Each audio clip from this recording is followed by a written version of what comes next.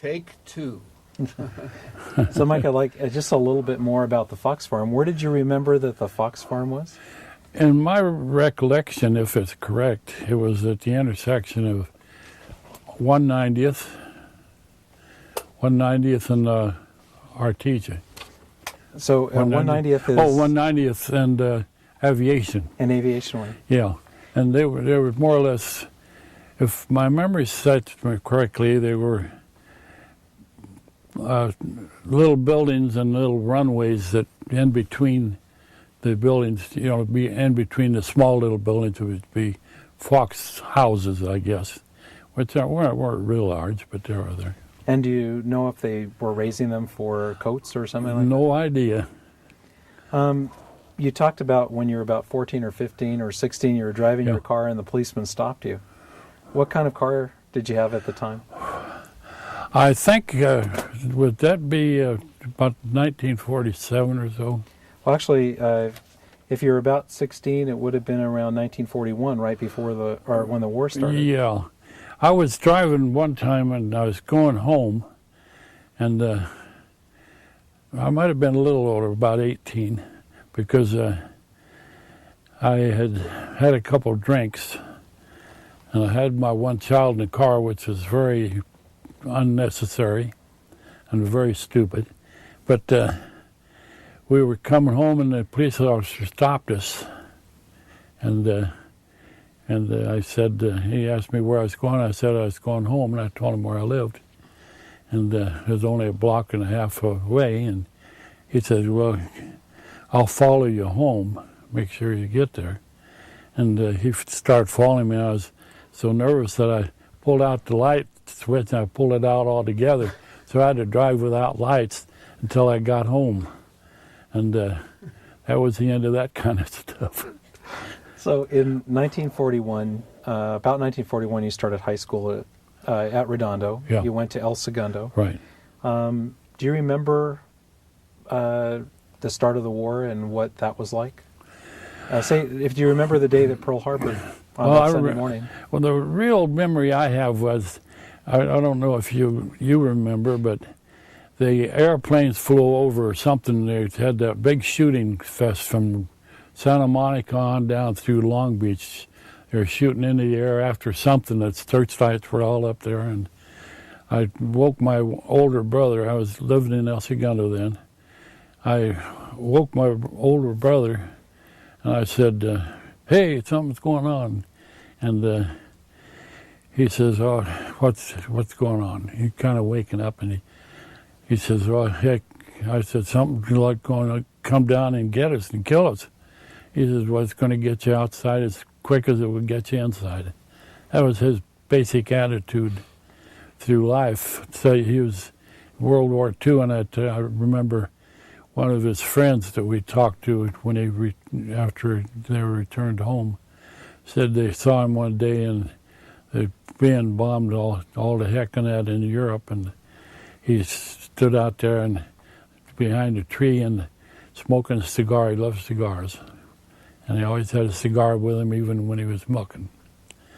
And he says, get you outside just as quick as inside. So when he calmed down and went back to sleep, I just laid there and worried a whole lot about what the hell was going on. Now, do you remember anything about rationing in Redondo Beach or in this area during the war? Not too much, although I did... my father would occasionally kill a small beef once in a while for meat instead of doing it. And our good friend, the Foleys, that lived over, at that time, over by El Dorado Park there, she was out there and they had a pig farm. And she was skinned out a pig, and the FBI caught him, and they took the pig and fined her $5,000, some big fine. And so my father didn't butcher any more beef because he's afraid he might get caught. So it was her pig. She slaughtered her own pig, and they fined her $5,000. Yeah, which was humongous then.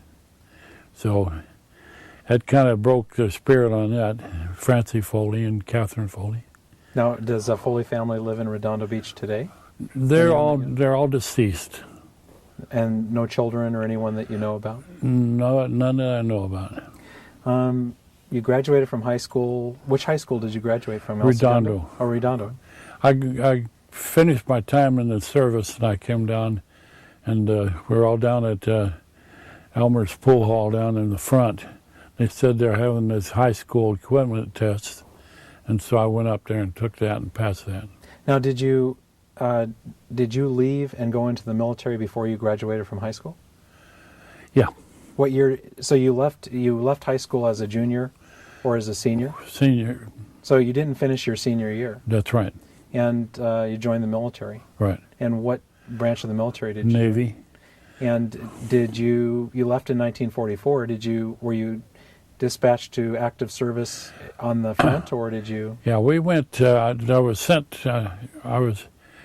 from Los Angeles down to San Diego the first time I had ridden a train, and when we got there, they had a series of tests. They put me into radar school and assigned me to a ship, and so once they did that, I went to school at Point Loma. Then I went out to San Clemente, and we would track planes and ships going along the coast for practice, and therefore I was on overseas duty all the time, technically, because the ship was assigned. Then we went up north to meet the ship. The ship wasn't ready, and I waited almost 2 months up there before we boarded the ship. And where did you wait for the ship? At Astoria, Oregon. And then when you did get the ship, was that a brand new ship? It was commissioned? It was a brand new ship.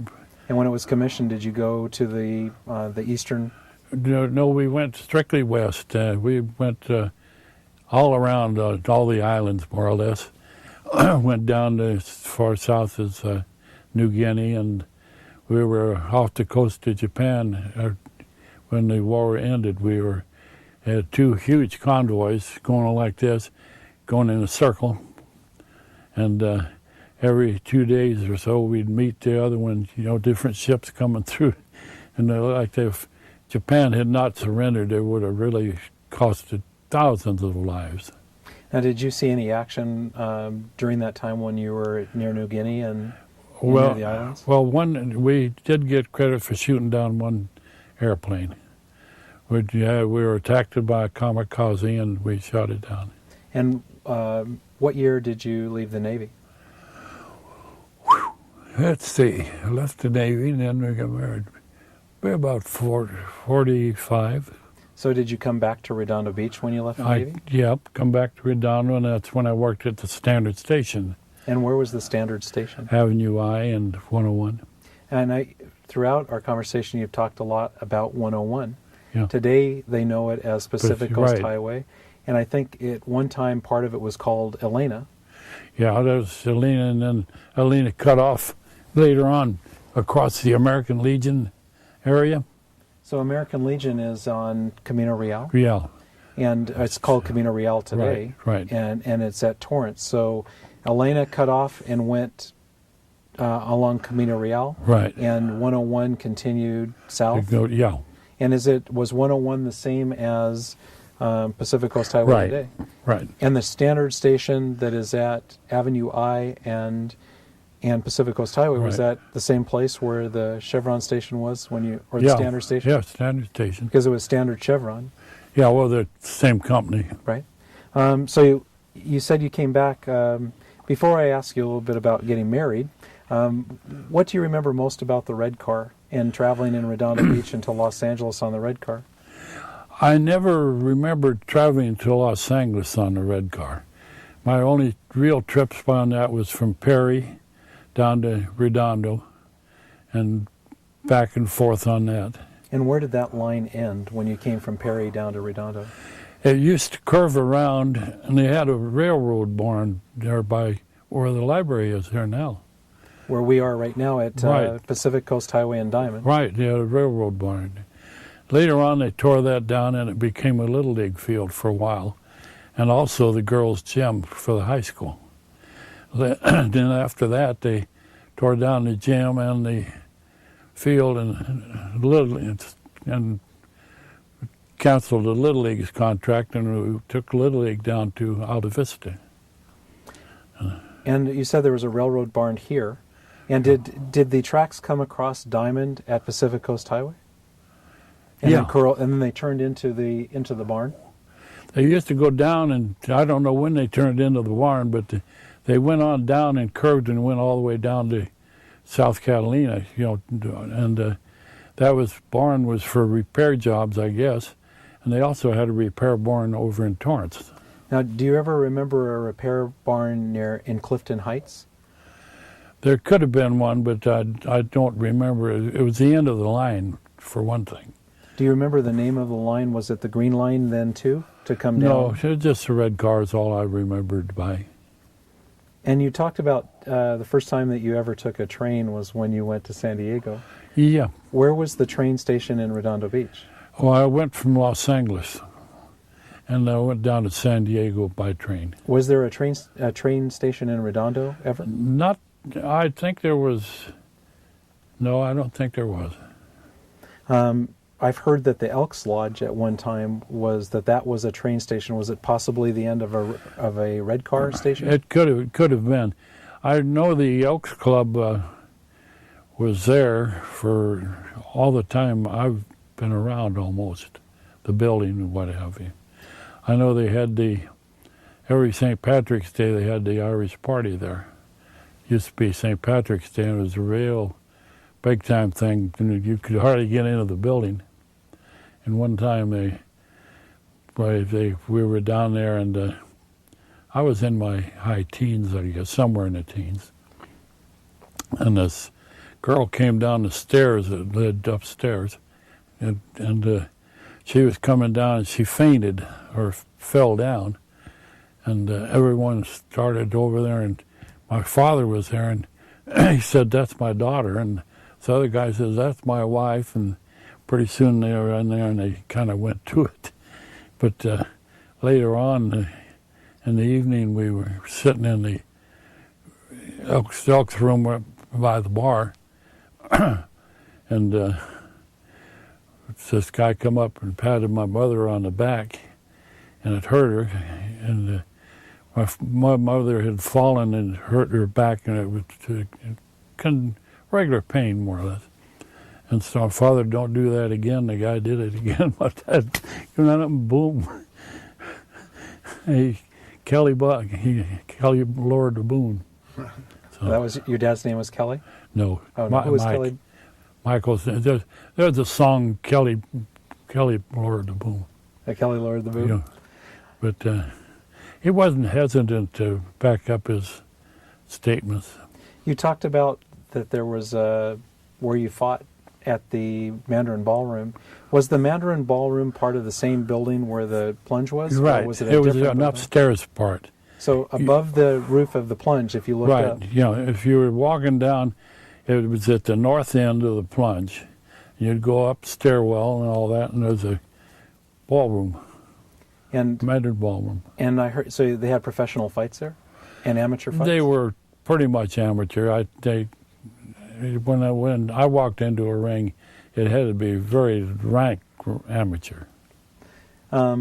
We heard about a roller skating rink being near there also. Do you remember that? That was on the right-hand side of the round pier. That was on the north, I guess it'd be the north end, and be on the outside there. And did you ever go there to roller skate? No, I wasn't much for roller skate. I've never been overly athletic. Baseball was my only sport. And did you ever see, well, if you didn't go there to roller skate, did you ever hear about professional roller skating there? No, not really. In 1941, I know Spade Cooley played up in the Mandarin Ballroom a couple times. who was that? Spade Cooley. And who was Spade Cooley? He was a big-time Western band. And He's the one that killed his wife, I think, later on. was Spade Cooley, did he ever live in Redondo Beach? Not that I know of. We heard a lot about, at a certain time in Redondo Beach, that there were gangsters here because of the gambling. Right. Did you ever know anything about them or have any contact? We probably had contact by accident at the parking lot. But I remember the one gangster was shot going into or near the Fox Theater, and I don't really remember too much about what happened to him.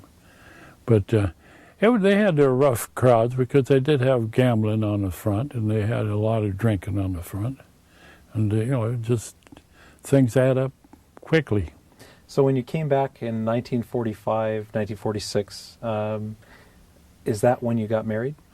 I got married in 1951. Between 45 and 1951, was there anything, what did you do during those years? Well, I worked at Standard Station for a while, and then I worked for Hunter and Bar for a little while. Where was that? Hunter and Bar, that was on Torrance Boulevard. They had a little eatery there that the wives, Hunter's wife and Bar's wife ran, a little hot dog joint. Be right across from the medical center there now. Now, were there two sisters that ran a small shop there for many years? Yeah, that's the two probably. Might have been two sisters rather than the wives and sisters. So it was called the Hunter and Bar? No, it was just called the Hut. That's Hut. about all, yeah.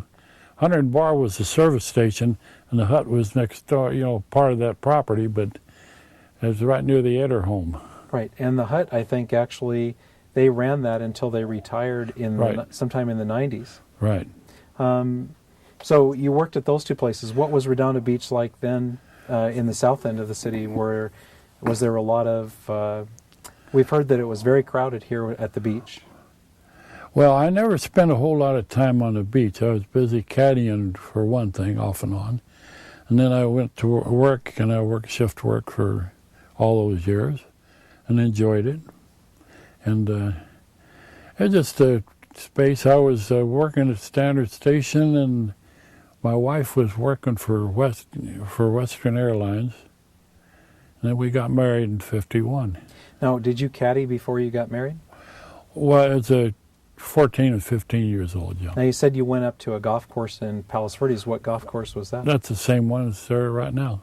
And were there any famous or really good golfers that golfed up there at that time?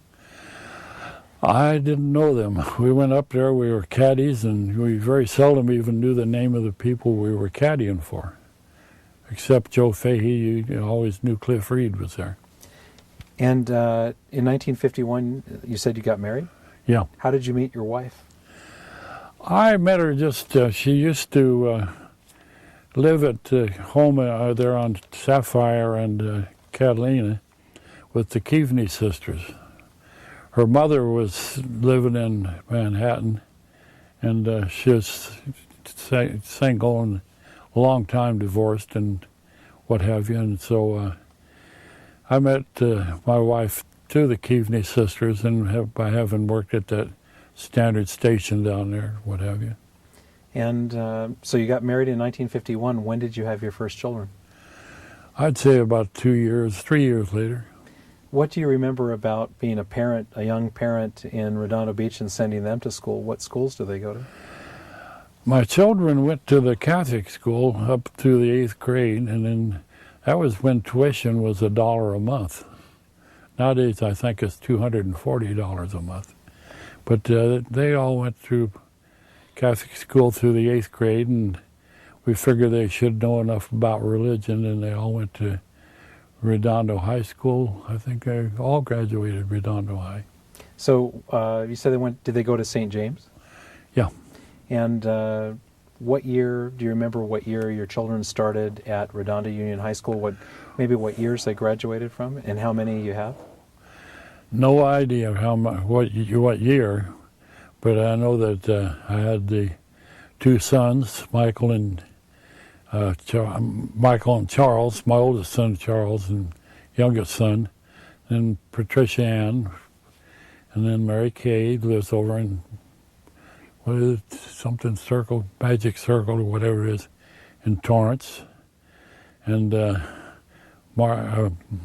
Margaret, which has been shortened to Peggy, lives up in Donnelly, Idaho. And so how many children do you have? 6. And all 6 went to Redondo Union High School and graduated from there? Right. What year did you start working for the oil company? I heard that you went to work for which company? Mobil.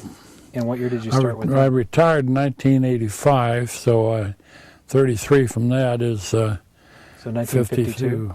Mm-hmm. And what did you do? What did you do for Mobil Oil? And were you working here in the South Bay?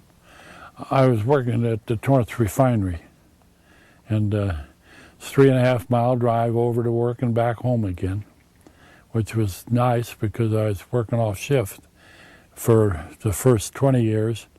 Then when I was promoted into management, I worked straight days, but I was on call all the time, and that's when I took over the warehouse. And then, So for the 20 years that you were on shift, what type of work did you do then?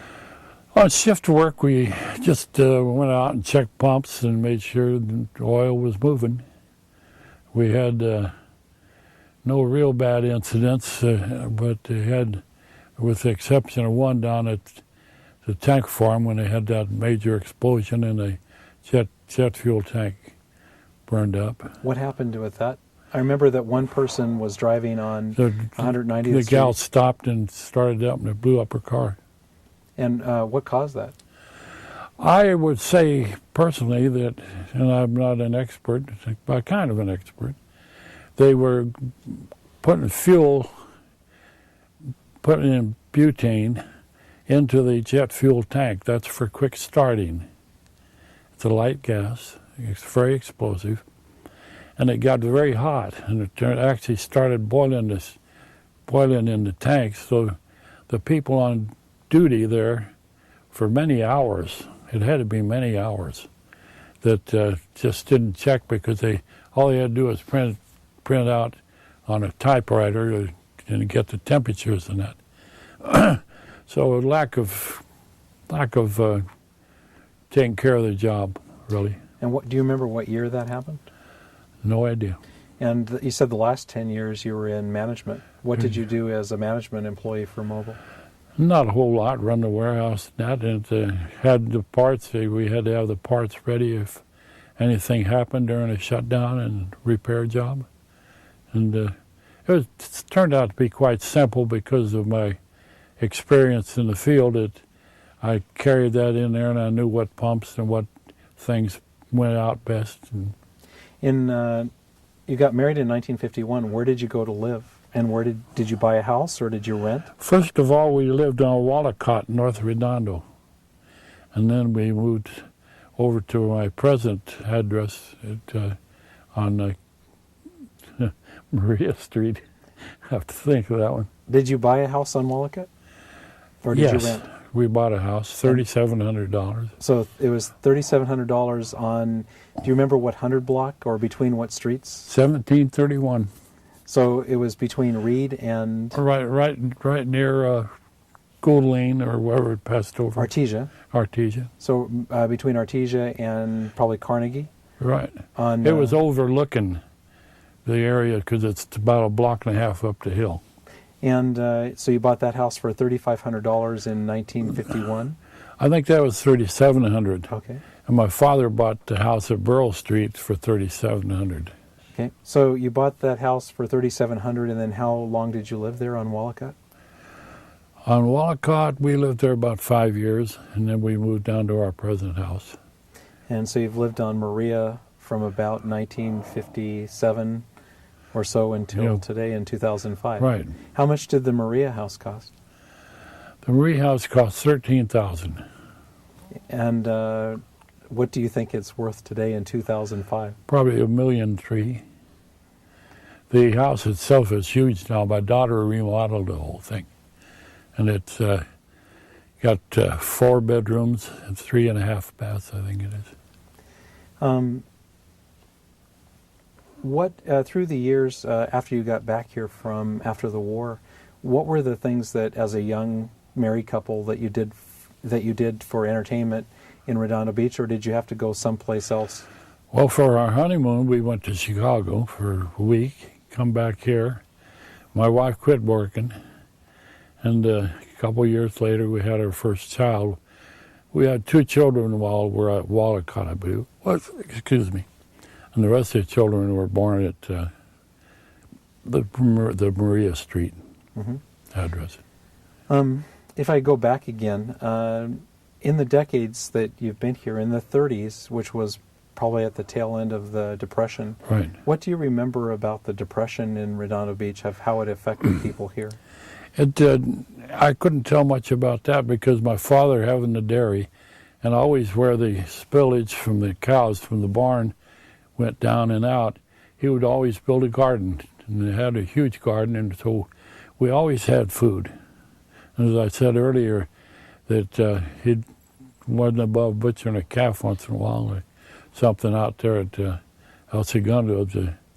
We had one policeman, Bill Alley, was a policeman at El Segundo, and he come down one time and he said he had never had to fire his gun.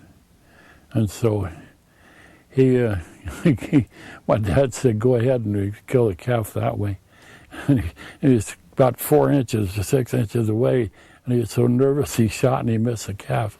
So my father just went ahead and chopped the neck. And You probably scared the heck out of the calf. yeah, I had some Jewish lady who would come down, and he would gave her all the blood. She was a milk customer also, but she wanted the blood for blood sausage, so he saved the blood for her. You talked about the bridge tunnel before. Where was the bridge tunnel? The bridge is the one right there at Prospect and the catty corner from the baseball diamond. So is it Del Amo and Prospect? Right. And the bridge went from north to south? Yeah, north to south. Streetcar went under it. And what year do you think, and do you know how they buried that, or how they decided to get rid of the bridge? No, I have no idea technically, or basically, but I know that when Czuleger was mayor, he increased the level of the Alta Vista Park, and I imagine that he also saw that they raised the level there a little bit. In the 1940s, the war probably took the major part of people's attention. What was the effect of World War II on Redondo Beach? They used to have a couple of MPs, Chuck Ramsey and another guy. They were both working Redondo Beach as a shore patrol people, and they would maintain a quiet calm at most times, I imagine, knowing the service was there and all that, and they would come down once in a while and park a naval vessel off the coast and what have you, and let visitors go aboard it and what have you. In the 1950s, what can you remember anything that really affected, like civil defense and the atom bomb was a big worry for a lot of people from the 50s up into the 60s.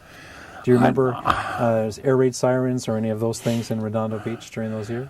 Not too much at all. So not too much. They never bothered us. We never was affected by it much.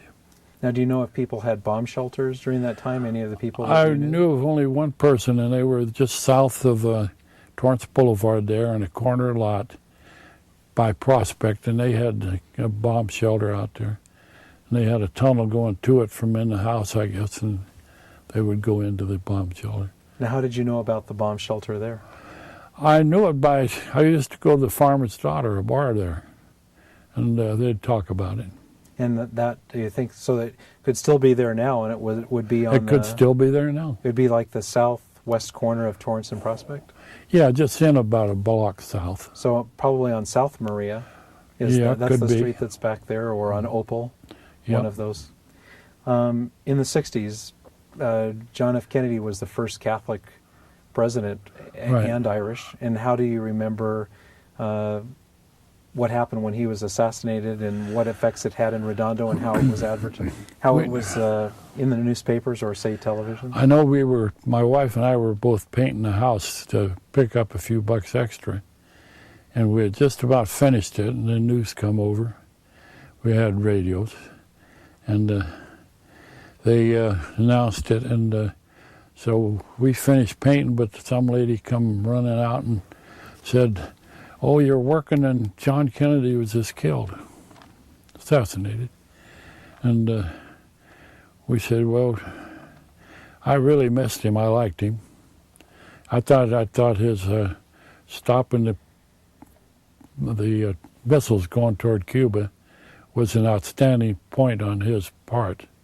He was, to me, appeared to be very Republican or very conservative as a president. Mm-hmm. And I liked him. I liked him and Robert, and I don't like Ted. In the 1970s, you had children that were growing up during that time in the 60s and 70s. What do you remember about hippies and that whole culture that happened during that time? Was there any, could you see that happening in Redondo Beach? I didn't see much of it happening in Redondo. It's the kids never brought it up, and the suits and the hippies pretty much stayed out of the South Bay area. I remember one time when I was in the Navy, I was hitchhiking over at Imperial Highway and 101, Pacific Coast Highway, and there were two sailors up a little bit ahead of me, and a car pulled over, and a bunch of zoot suiters jumped out and started beating up on the other two sailors. And the next car or so, a few cars later, a bunch of guys saw the sailors getting beat up on them. They got out and they beat the hippies. Now, the hippies took off running. Now, did you get into that zoot suit fight that time? No. I was maybe 100 feet or 200 feet away from it at the time. One of the things that we've talked to people about is, besides transportation with the red car and the trains, we talked about communication and telephones.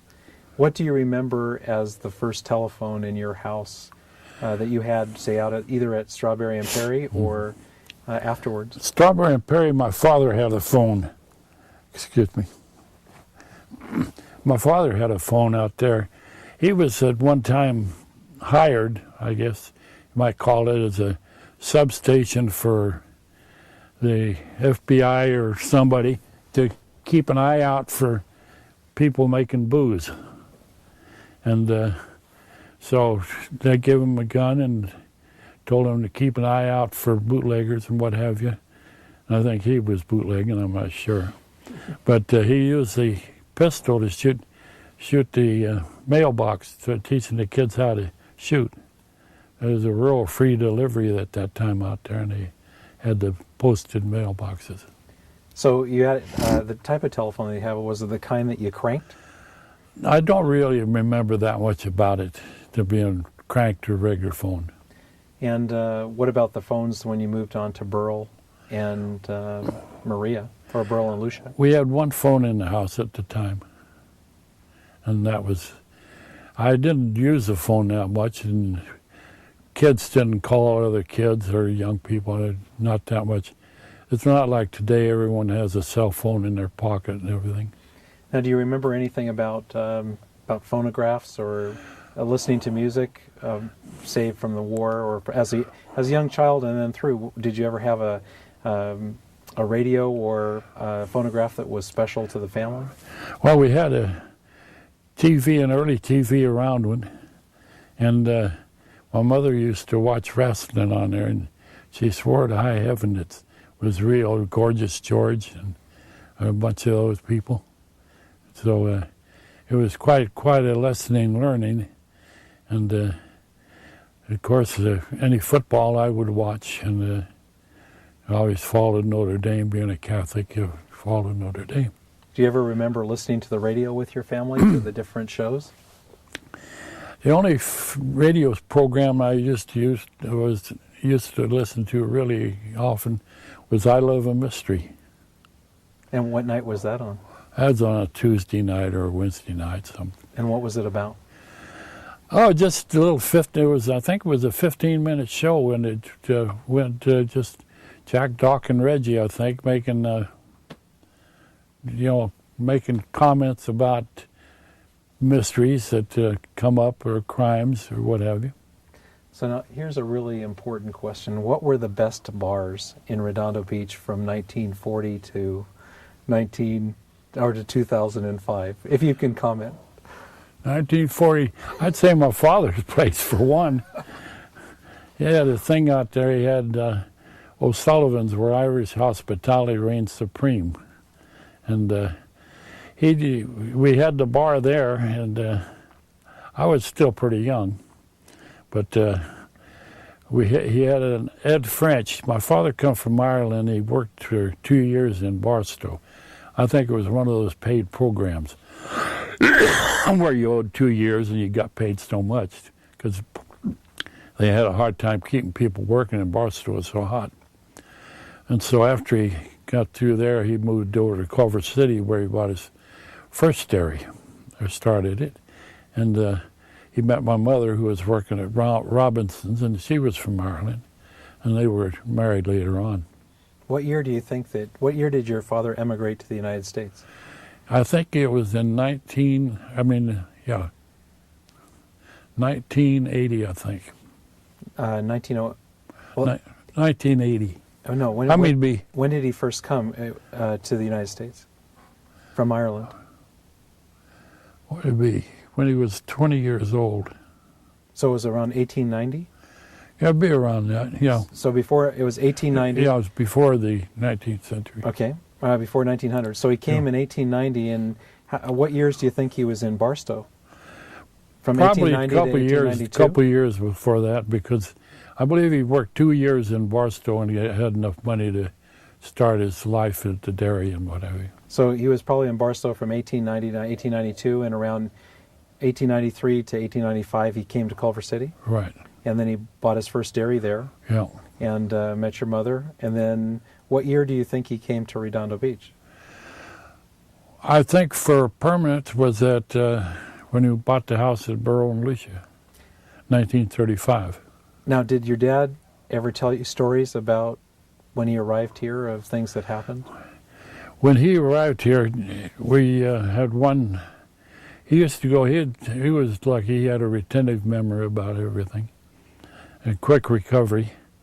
And we used to go to the old Knights of Columbus building there, catty corner from where the church is now. And he used to get in a little tete-a-tete or whatever you want to call it with a priest, because he could remember quotations all the way back, and they couldn't stump him on any of them. But, so you remember quotations from literature? He did, from the Bible, but an awful lot of it. And you talked earlier about the Knights of Columbus. What have you done? Are you still a member of the Knights of Columbus? No. I pretty much joined everything when I was Bill Czuleger's campaign manager. I belonged to the Elks and Eagles and everybody else. So what can you tell me about you? It's obvious you've been involved in city government through the years. What do you remember about the first mayors that you dealt with and city councilmen, and then all the way through to when you stopped dealing with the politics of Redondo Beach? Well, I got involved with Bill Czuleger first, and then just recently I got involved with Mike Gin. What year did you get involved in politics in Redondo Beach with Bill Czuleger? Was he the first political candidate where you took an interest in Redondo Beach politics? Right. And what year do you think that was, or what decade? I was quite a bit younger. I was quite a bit younger, very young. I forget I was about 25, I think, when I did that. So around 1950, I don't know the years that Bill Czuleger. Yeah. What was the best thing about Bill Czuleger in running the city that you thought? Well, the first thing he did, he took, he had the tax lots. At that time, a lot of people couldn't pay taxes on the tax lots. And he went out and named all the tax lots as mini parks. Now, can you tell me what a tax lot is? It used to be that if people couldn't pay their taxes, it went to where the city was notified. And the city could sell those lots and use it for the general fund. So I know that there are a number of they call them parquettes, I think. Parquettes. There's Andrews Parquette. I think it's Greg Andrews Parquette. There's Ensenada Parquette. They're all over the city now. Are those the tax lots? The Ensenada I don't remember as a tax lot, but I've got I would look through all my things, and I've got all they had little badges about this big that people would wear when they dedicated a park. and I've got a bunch of those at home for all the parks that Bill Czuleger dedicated. And you had said at the beginning that there were 4 more? They have 4 listed up at the Morale House. We've got 4 of them up there. And I have the entire set, and I intend to donate them to the city soon. So they have, I think you said you were on the Parks and Recreation Commission? Yeah, for 8 years. So each time that they took one of these tax lots and made them into a parquet, they gave people a badge, or they had a patch that... Well, it's a group, yeah. They had just a little badge passed out. It wasn't any big thing, you know. It just maybe 25 people go up there and say, "Hey, this is the parquet," and they'd each get a little badge. I've got them. They're all green. If you've ever been to the Horror House up there, you'll see they have 4 of them, I think. And I was going to donate the rest of the ones, the odd ones that I have. So you're involved with Bill Czuleger. Besides the tax lots, was there anything else that he did that you followed or that you were a part of? Yeah, I remember one time at South Redondo Little League, there we had a real heavy rainstorm, and Bill would send down the city trucks to start pumping the water out, and all the time we're at South Redondo Little League, there never came mist because of rain or water. And that was Alta Vista Park?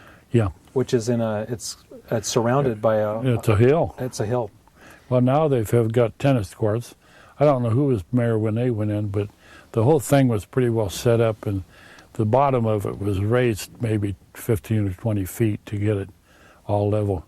And then doing so, they could use the banks from the tennis courts and moved it into the bottom to make it come out. Now, after Bill Czuleger, were you involved with anyone else? Well, just with the present mayor, Mike Gin. I signed his papers for mayor and campaigned a little bit for him. Okay. I'd like to go back to some of the businesses when you were growing up. I've seen pictures of the LJ Arms or the LJ Arms. LJ Arms. What was that like? Well, as you went down Diamond, you'd curve around, and you'd curve to the south and circle on down, and then as you did, that would be down about where some of the markets are now, the underground markets, and you circle around there, and across the El Paseo is where they had the gambling casino and the bars and different things, and at the north end of that was Redondo Fox Theater. One of the Little League fields that we have now Right. in 2005 is at Dominquez Park. Right. What do you remember about Dominguez Park? I've heard that was the dump at one time. It was a dump, but not as people look at dumps. It was usually basically where people would take their lawn clippings and what have you and put in there, right there near the police shooting range there. And was the police shooting range bigger at one time? Do you remember that? Did you ever go there? I've been there. I would want as VIP, and I'd go down and stop and look at it once in a while. And I never fired any guns there, but I went over there.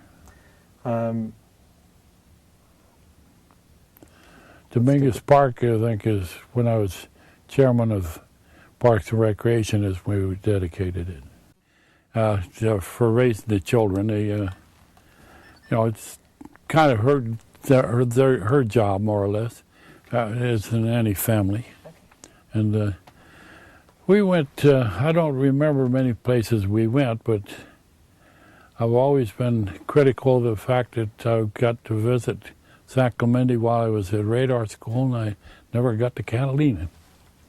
So any plans to go to Catalina now? No way. I've always found it kind of, I think Redondo Beach and the local beaches, whenever we wanted to go to the water, we'd go there. And that's the same thing you'd run into at Catalina. So I never was over enthused about it. Did you ever see the Redondo Hotel? Was it still functioning or still standing when you were The born? Elks building? Yes. The big Redondo Hotel. Yeah, it was just a huge Elks building is what it was.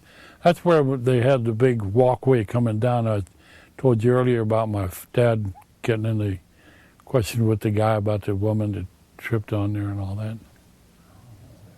And so that was at, they call it Veterans Park now. Yeah. And that was, but the Redondo Hotel was still there at the time when you were a young man? That I'd have to say yes, because it appeared much larger than what the Elks Club is now. So that's what you remember most? Yeah. Do you remember any of the other, were any of the cargo piers still there when you were young? No, the only one that just that lumber pier down there, Sapphire, still sticks out few sticks out there. But was the lumber pier there when you were young? No, not that I know of, because we didn't really have any reason to visit down there at that time.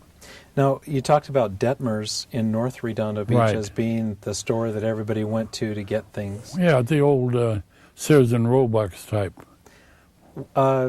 We had heard that there weren't that many stores here in Redondo Beach. Do you remember, but people talked about how nice the downtown was. What can you tell me about the downtown Redondo Beach when it was there? Well, downtown Redondo Beach, you'd go down Diamond, curve around past the place, the LJ Arms. There was a Safeway store, I believe it was, and a guy named Glenn managed it. And we would go in there, and I would shell lima beans into a basket for a penny a basket, and then go out and spend my money foolishly. And they had a man down there, quite a short man. They called him Jeff, and he sold the newspapers. And across from him and down from the city hall there, they had Pat Perdue's drugstore. And that was right there on the corner of Big Garnet and El Paseo. Well, it's El Paseo curved around, Diamond curved around there. Then they had the gambling and other stuff over there. Now, did El Paseo start at Diamond? Pretty much so, yes. And then it went down and ended at Bond Street.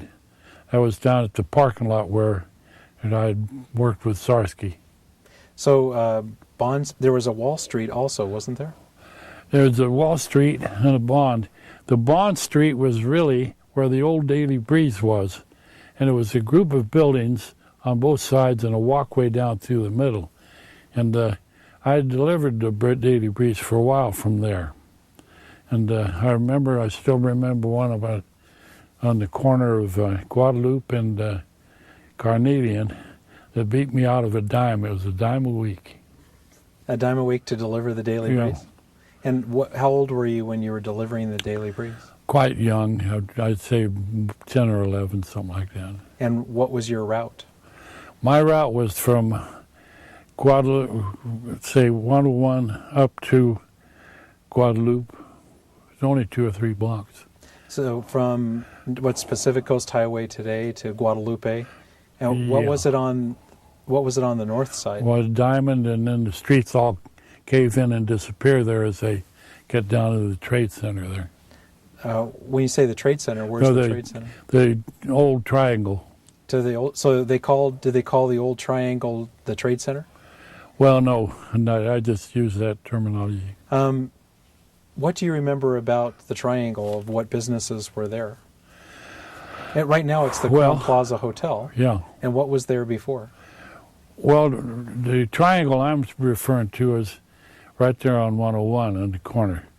And they had Decimonis was there, and the Redondo Trading Post had a boat set up there.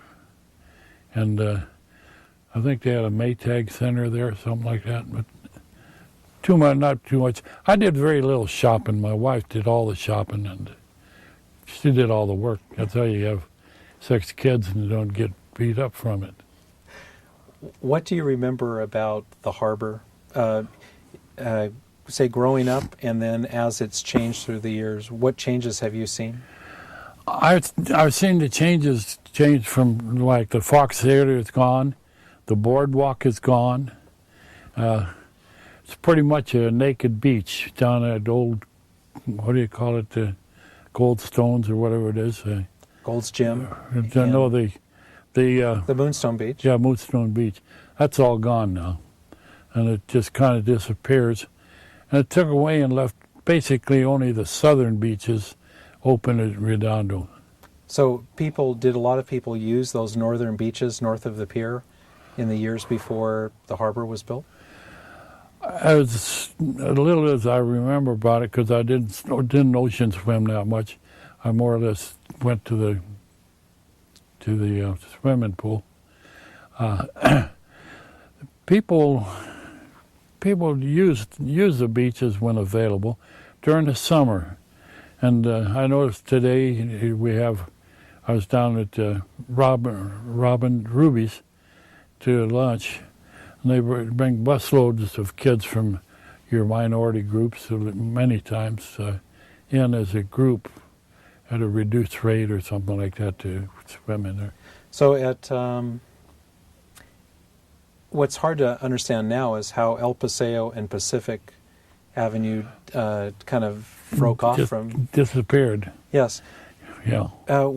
What was on El Paseo and what was on Pacific when there was a downtown? And the other street we hear a lot about is Benita Street, because I think that's where the city hall was. Yeah. Well, as you curved around from LJ Arms on Diamond, you curved around, there was a Safeway store in there, and then there was a liquor store, and I think that was owned by Desimones, I'm not sure. And then on up toward the end of the block, toward the city hall, you had a Pat Perdue's drugstore. And across the street, you had the bus depot. And there's also the streetcar depot. And what buses came into that?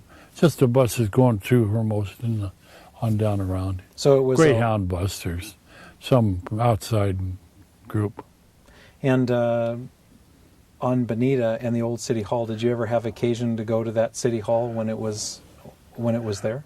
I was taken up there at the time that I told you, where we were taken down to the police station, because the police station used to be at the back, down where the fire department was, the police department. Well, they told me that there was the police station was on the bottom floor, right, and that when someone was in one of the cells, you could see them through the window out to the sidewalk. Right, and I remember this friend of mine was arrested, and they used to take him from the police station, and they'd go down to, I'm not sure the name of the cafe. They'd walk him down to the cafe across the alley on El Paseo there to get their breakfast. And then they'd take him in handcuffs down and then walk them back? Yeah. I don't think they use handcuffs that much. There's the local city drunks, and they'd find out, they got to know most of them. So when you were growing up, how many people do you think were in Redondo Beach? Well, I would guesstimate around 35,000 or less. And was it the kind of city where everybody most people knew each other? You knew a lot of them. I think you were better acquainted with people. You talked to people more because there was less television. And we used to know, like Ed Albacton, he was a city electrician. He lived on Avenue B. Bo Lechner lived on Avenue B, and he played with the Knights of Columbus team, and the Fahey's on Avenue C. There were an awful lot of them there. At that time, Charlie Czuleger's family lived there on Catalina in a big house, and they had Dr. Butt had a house facing Diamond, and he had his tennis court in the back half of the lot, or another lot. Had a tennis court. And then the Desimones lived in a little house down there. It would be in about the 200 block, just beyond where the Strand Theater was. And did you ever go to the Strand Theater? On occasion, yes. What was that theater like? Was it as nice as the Fox? It wasn't as dressy, it was more commercial. In other words, you bought your ticket, went in, and that was it. But the Fox had a lot of grandeur and a beautiful theater. Can you describe the inside of the Fox at all? As I remember it, you'd go in and you'd go up the staircase if you wish. You're going up to the lodges upstairs. and you could sit in the lodges up there, or you could sit down below and watch the movies. And it's very clear, and as the breakwater broke down or whatever had happened, you'd be sitting in there and you hear that rumbling. And the water was getting right up under there. Now, do you ever remember any comments about there being rats inside the theater? Never. So I never had any. I think probably too darn wet to get rats because the water was coming up under there. So the water would hit the rocks outside and go up and under? Well, you were just going under the Fox Theater. And you could hear the waves hitting under the theater? Yeah. It'd rumble and shake a little bit. But we were young and, wasn't very scary. I think earlier you talked about a restaurant that was on the beach on the south side of the pier. Do you remember anything about that restaurant? Michael Henry Morris. It was a real basic fish shanty, and basically mostly fish dinners and what have you. And it was fresh caught off the pier. They'd buy the fish from the fishermen and use that. And was there another? What was on the other side? That was the dried fish, or the what do you call it? Smoked, smoked fish, basically, mostly all that. And then out on toward the far end, they had what was it? Amy's Seafood, or some personal name on there. Seafood on the pier there. It was always very, very delicious. Did you have a favorite cafe or restaurant? We've heard about the Windjammer down in the south end of the city, and Millie Riera's. Did you ever go to those restaurants? Well, worked at Standard Station. Millie Riera's was there, and that was a pretty elite and expensive place. And then they had the other one across the street there. I forget what they named. They're two women. I think that was the Windjammer. Yeah, it could have been a Windjammer. And they were there, to me, I was working at Standard Station there. We go down there, and that's where they started. First time I ever saw a double hamburger. Was that the Windjammer? Yeah. And did you shift work when you were at the Standard Station? Yeah, it was pretty much shift work. You work at different hours every day almost. Do you ever remember meeting anybody famous at the gas station? I heard that John Wayne used to come through Redondo Beach. He used to go through, but John Wayne used to stop at that Show's Cafe. That's why they have the John Wayne special. Did you ever see him there? No, I didn't. I was growing up, and I was pretty young, going around. And they only eating out. It's not like today where families eat out frequently. And then in them days, you ate at home, and you didn't go out too much. Jose Atera, or what is his name, was a great pianist. He used to come in, and he drove a red convertible into the Standard Station. And I went to wait on one car, and the other car pulled in here. And this guy was in there yakking, and they were talking about Jose Ateri. I think that was his name. It's kind of hard to pronounce. And anyway, he's well known in the movies. And I went over and I says, there are guys over in the other car talking about you. Maybe you want to talk to them. And so they were out there, and man, they got out and they were hugging each other. And finally, I had to ask them to move over to the corner of the lot so people could drive in. And they give me a 50-cent tip. It was the only tip I ever got at stations. Today, people go to a gas station, and I think there's only self-serve. Right. What was your job like at the Standard Station? What were your responsibilities when you worked there? Well, you had to make sure the people were happy. And the McFessel was our superintendent or supervisor, and he'd come around, and he'd say, keep them happy. One time, a guy come in there, and he had what do you call them, spiny animals? A porcupine? Porcupine. He had a porcupine, and I said, I've never seen one. And he said, I got it in the trunk. He went back and showed me the bag, and I lifted it up, and I saw it, and I got scared, and I dropped it. and the porcupine ran away. And this guy turned me into my boss about not taking care of his porcupine. So when you pumped gas, Yeah. how did you? If a car came in, what did you do when they came in? Well, it's good afternoon, sir. Can I help you? Shall I fill the tank? And that was the basic start. And while the tank is, when they got the automatic things, they say, well, would you mind if I checked your water and oil? Can you sell a quart of oil on occasion? So it's just a little bit of salesmanship. I know one time I got in one other guy that worked there, and we decided to take off, and we took the keys till they had a top safe and a lower safe. And we took off and headed for, where was it? It was way the hell out and gone up in the valley. And we were gone for 2 days. We come back and they wanted to fire us and everything. But they repented because we had done good jobs. So when you were 18, 19 years old in Redondo Beach and you wanted to take a girl out for a date, where did you take them? Oh, well, you had a lot of lover lanes. I wasn't that much into girls. At that time, when you're 17, 18, it's quite a different world today. You see girls now and they cuddled up in high school and walking around and guys. And years ago, they didn't do that. And you became acquainted with girls later.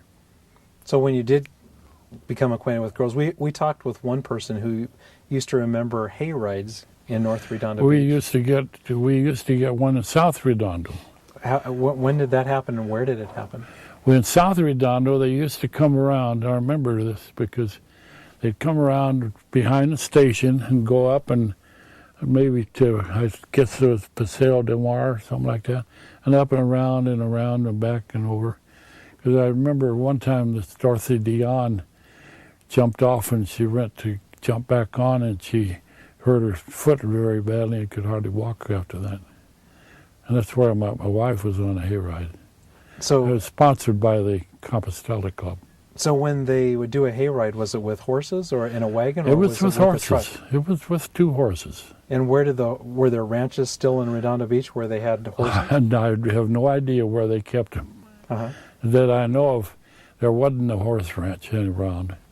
But you got to figure at that time, too, when we first moved in, up here there was no houses there on Paulina and on out, and the ones on Prospect were a thing of the future. So where was the last house in Redondo, in South Redondo, was on Maria? And then from there out to Hawthorne Boulevard and beyond were just farms?